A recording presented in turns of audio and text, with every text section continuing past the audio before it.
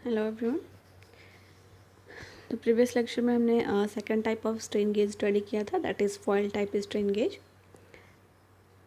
ठीक है, उनके हमने डिफरेंट एडवांटेजेस, कंस्ट्रक्शन प्रोसेस को हमने देखा था। थर्ड टाइप हम जो आज डील करने वाले हैं, that is semiconductor type strain gauge.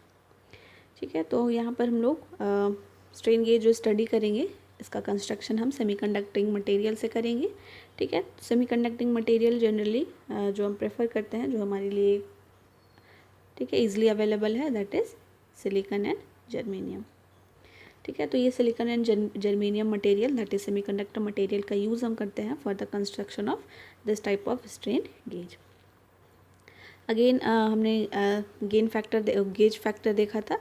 ठीक है, तो गेज फैक्टर को हम डिफाइन करते हैं change in resistance upon actual resistance divided by change in length upon actual length. ठीक है, तो ये गेन फैक्टर हम इस तरीके से डिटरमाइन करते हैं, बट एक्चुअली में ये जो गेन फैक्टर है ये हमें बताता है कि हम कितना जो हम रेजिस्टेंस में चेंज कर रहे हैं, हमारे पास जो स्ट्रेन गेज है, ठीक है, इसमें हम जब हम फोर्स अप्लाई करते हैं तो फोर्स अप्लाई करने के टर्म में इसके डायमेंशन में चेंजेस आता है एंड फाइनली रेजिस्टेंस भी वेरी करता है। तो हम कितना फोर्स अप्लाई करें या फिर कितना रेजिस्टेंस में चेंजेस लाए, डायमेंशन में चेंज लाए कि उसमें जो चेंज इन रेजिस्टेंस होगा उसको हम इजीली मेज़र कर पाए। ठीक है, क्योंकि अगर चेंज इन रेजिस्टेंस अगर काफ़ी स्मॉल होगा तो इसको मेज़र कर पाना या फिर एक्यूरेट, ठीक है, एक्यूरेसी यहाँ पर हमारे लिए थोड़ा कम हो जाएगा। बट अगर लार्जर चेंज इन रेजिस्टेंस अगर होता है तो इस केस में जो हमारा डिग्री ऑफ एक्यूरेसी होगा वो काफ़ी ज़्यादा होगा, तो हमारा गेन फैक्टर भी इंक्रीज़ होगा। तो ये एक्चुअली में गेन फैक्टर डिफाइन करता है। ठीक है, तो अगेन सेमीकंडक्टर स्ट्रेन गेज जो है compare to wire strain gauge, ठीक है, एंड हमारे पास सेकंड था metal foil type strain gauge. ठीक है, तो wire strain gauge and foil strain gauge के कंपैरिजन में अगर हमें गेन फैक्टर और काफ़ी ज़्यादा यूज़ करना हो, गेन फैक्टर को काफ़ी ज़्यादा बढ़ाना हो, तो इस केस में हम अडॉप्ट कर सकते हैं, that is semiconductor strain gauge को। ठीक है, बहुत ज़्यादा गेन फैक्टर हमें चाहिए इन दोनों के कंपैरिजन में भी, तो काफ़ी ज़्यादा स्ट्रेन गेज प्रोवाइड करता है सेमीकंडक्टर टाइप स्ट्रेन गेज।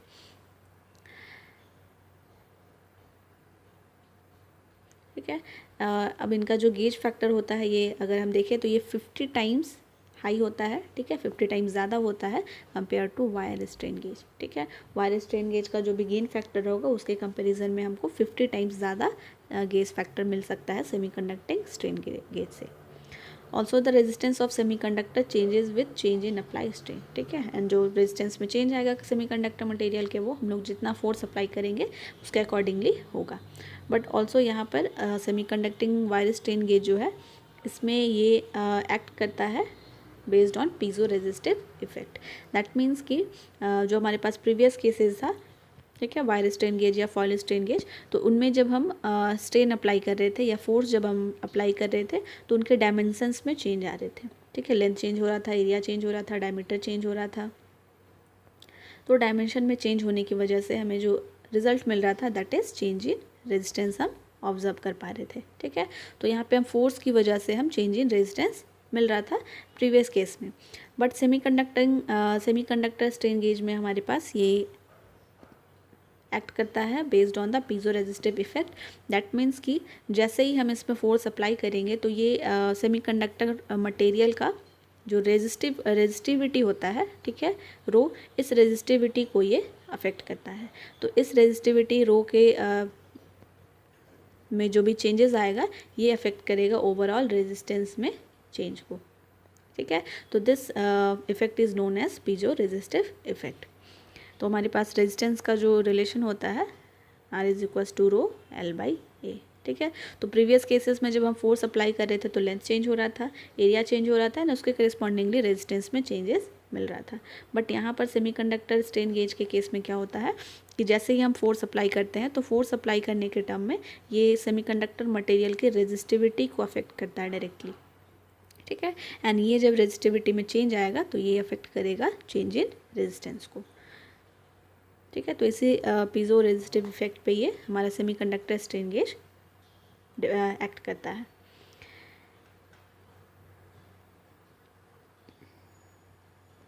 इसका कंस्ट्रक्शन हम देखेंगे। अगेन ये जो स्ट्रेन गेज होता है, यहाँ पर हमारे पास एक बेस होगा, ठीक है। ये करियर बॉक्स होगा, करियर बॉक्स हो सकता है, बेस हम इसको बोल सकते हैं, ठीक है। प्रोटेक्टिव बॉक्स कंसिडर किया जाता है।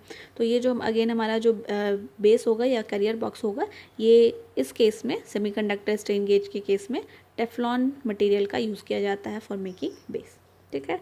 सिंस हम स्ट्रेन गेज के लिए टेफ्लॉन यूज़ कर सकते हैं, पेपर यूज़ कर सकते हैं एज अ बेस, या बैकलाइट भी होता है, ठीक है।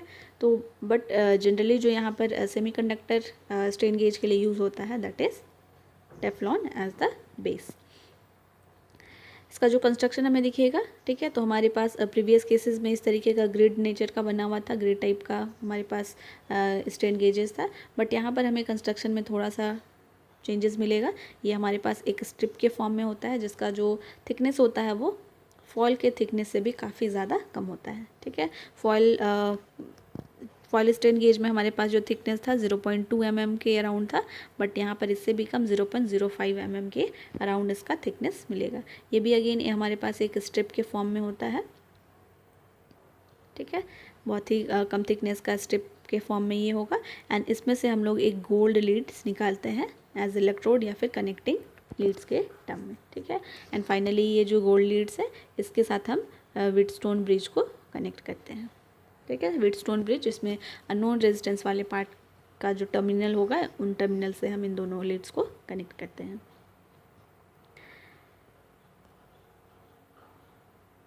ठीक है। तो ये जो हमारा सेमीकंडक्टिंग मटेरियल है, ये वाला पार्ट, ये इसका थिकनेस आपको दिया हुआ है 0.05 mm। ये हमारे पास सेमीकंडक्टिंग मटेरियल सिलिकॉन या जर्मेनियम का हो सकता है,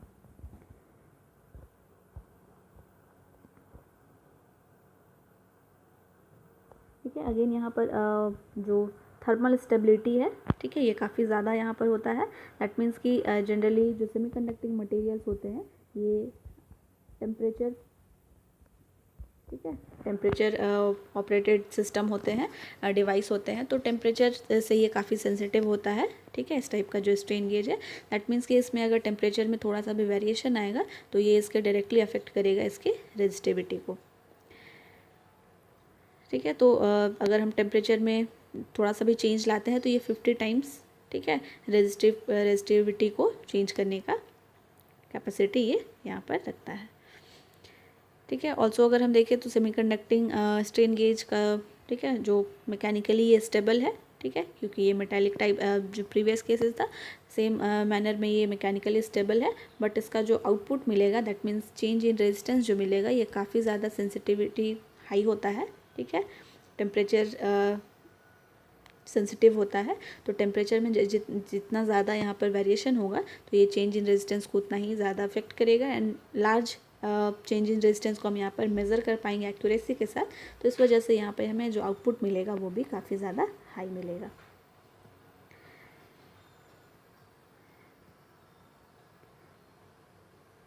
ठीक है। तो यहाँ पर कुछ डाटा गिवन है। स्ट्रेन गेज, ठीक है, ये जो फैक्टर होना चाहिए, गेज फैक्टर होना चाहिए 130 ±10% तक के लिए अलाउ करता है। जो रेजिस्टेंस हम मेज़र कर सकते हैं 350 ओम तक का हम कर सकते हैं, ठीक है। जो हमारे पास सेमी कंडक्टिंग स्ट्रिप होता है, ठीक है, इसका डायमेंशन दिया हुआ है, कितना थिकनेस होना चाहिए इंचेस में,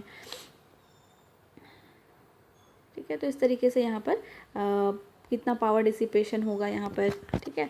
अगर हम मैक्सिमम इस पर अगर हम ±3000 माइक्रो स्ट्रेन का जो फोर्स हम अप्लाई करेंगे, स्ट्रेन अप्लाई करेंगे, तो यहाँ पर पावर डिसिपेशन हम 0.1 वाट का ऑब्जर्व कर सकते हैं। अगेन यहाँ पर जो स्टेरिसिस इफेक्ट होता है ये काफ़ी ज़्यादा कम होता है, ठीक है। यहाँ पर अगर हम एक बार फोर्स अप्लाई कर देते हैं, स्ट्रेन अप्लाई कर देते हैं, तो स्ट्रेन अप्लाई करने से पहले वाला जो रेजिस्टेंस होगा एंड स्ट्रेन रिमूव करने के बाद वाला जो रेजिस्टेंस होगा, इन दोनों के बीच में जो डिफरेंसेस होगा ये काफ़ी ज़्यादा कम होता है, ठीक है। चेंजेस, ये वेरिएशन काफ़ी कम होता है, तो इस वजह से यहाँ पर लो हिस्टेरिसिस इफेक्ट भी देखने को मिलता है। Here are some advantages of semiconductor strain gauge। तो जिस तरीके से हमने देखा कि गेज फैक्टर काफ़ी ज़्यादा हाई होता है, ठीक है, ±130 ±10% ये अलाउ करता है, ठीक है। हिस्टेरिसिस कैरेक्टरिस्टिक्स, हिस्टेरिसिस इफेक्ट काफ़ी ज़्यादा कम होगा, ठीक है, 0.05% से भी कम होगा, ठीक है। इसका जो लाइफ होता है ये बहुत ज़्यादा होता है, लाइफ स्पैन काफ़ी ज़्यादा होता है, इसमें हम 10 × 10⁶ टाइम्स हम इसको ऑपरेट कर सकते हैं। फ्रीक्वेंसी रिस्पॉन्स भी इसका काफ़ी ज़्यादा हाई होता है, ठीक है, 10⁻12 हर्ट्ज़ के अराउंड।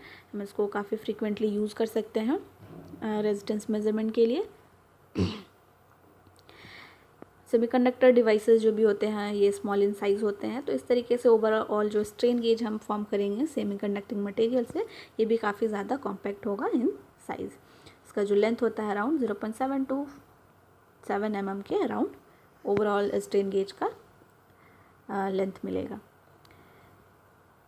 ठीक है। Also here are some disadvantages of semiconductor strain gauge, that is they are very sensitive to changes in temperature, ठीक है। तो सेमीकंडक्टिंग मटेरियल टेम्परेचर सेंसिटिव होते हैं, तो अगर हल्का भी चेंज हुआ टेम्परेचर में तो ये रेजिस्टेंस को काफ़ी ज़्यादा, चेंज इन रेजिस्टेंस को काफ़ी ज़्यादा इफेक्ट करेगा। Linearity of semiconductor strain gauge is poor, ठीक है। तो लीनियरिटी को हम कैसे डिफाइन करते हैं, ये जैसे हमने अभी यहाँ पर देखा कि ये काफ़ी ज़्यादा सेंसिटिव होता है टेम्परेचर के, तो टेम्परेचर वर्सेस अगर हम रेजिस्टेंस निकाल रहे हैं, ठीक है, तो टेम्परेचर में हल्का चेंज होगा तो ये, ठीक है, बहुत कम चेंजेस टेम्परेचर में हो रहा है, बट रेजिस्टेंस में हम काफ़ी ज़्यादा चेंजेस ऑब्जर्व कर पाएंगे,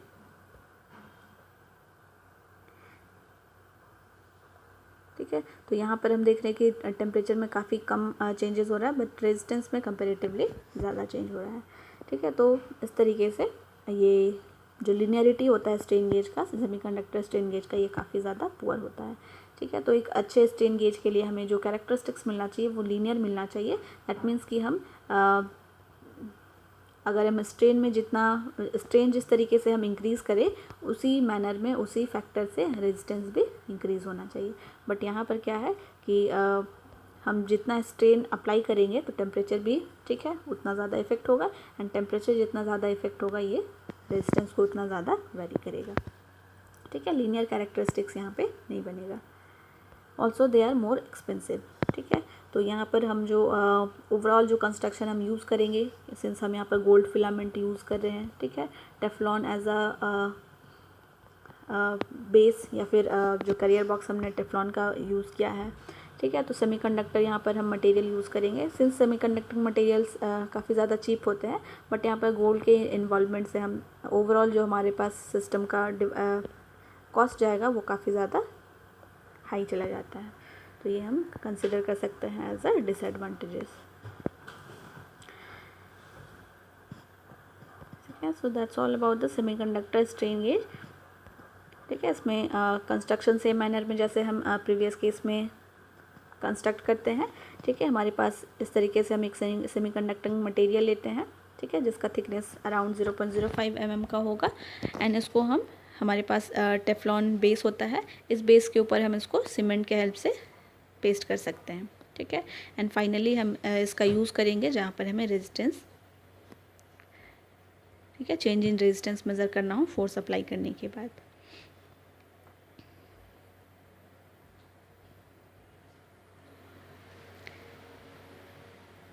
ठीक है। तो ओवरऑल अगर हम कंक्लूड करें तो इसका गेन फैक्टर काफ़ी ज़्यादा हाई होता है, एंड जहाँ पर हमें गेन फैक्टर ज़्यादा का रिक्वायरमेंट हो वहाँ पर हम इस टाइप का स्ट्रेन गेज यूज़ कर सकते हैं, ठीक है। ऑल्सो जहाँ पर हमें, ठीक है, जनरली हमें गेन फैक्टर हाई का रिक्वायरमेंट होता है, तो इस केस में हम सेमीकंडक्टर मटेरियल यूज़ कर सकते हैं, ठीक है। यहाँ पर हिस्टेरिसिस भी काफ़ी ज़्यादा कम होता है, तो इस तरीके के लॉन्ग लाइफ भी होता है, ठीक है।